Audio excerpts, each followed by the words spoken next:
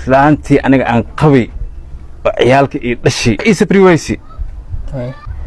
waxay tiri saabkeeyu amarkan ilaahay dadku dhacay lugtaada waysay tiri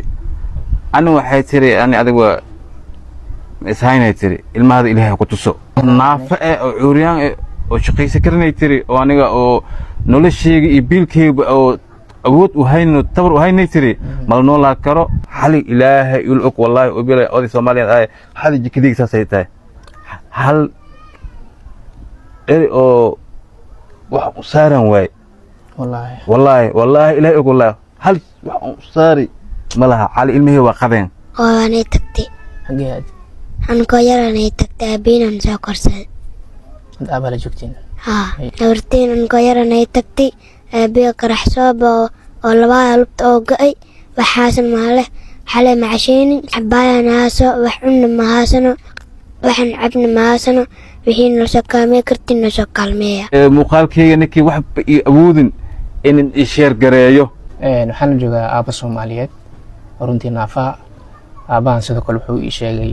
inuu ku dhaawacmay ama lugtiisu ku waayay qaraxii soobe aabahan sidoo kale wuxuu ii sheegay ilmaha haysatay hooyadooda xaaskiisa markii lugta laga jaray ay ka tagtay ay tiri yani aniga qof naafa ma la noolaa karo aniga qaraxaas labadan lugtaan ilaahay dhibkaas iyo amar ilaahay ugu dhacay marka alxamdulillah ilaahay markiisa wiis ilaahay kana shukr waaye meesha laga qaaday anoo waxba ogeyn mir daboolmay talali geey lugta hatta meel laga jari war mu haynbo lugteeyo markaan alxamdulillah ilaahay sunaahiyo maskaxdayga imaatay lugtiyo iga jarnaa arkay markaas abtay aab lugtaada waa laga jaray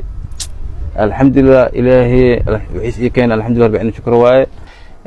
aab telefoon number laga soo xiriir malada telefoon number laga soo xiriir waa leeyahay aabaha sheekay saddex waaye furwa saddex 83 33 98 maxaa ku qoran Axmed Abdirahmaan Cali ku qoran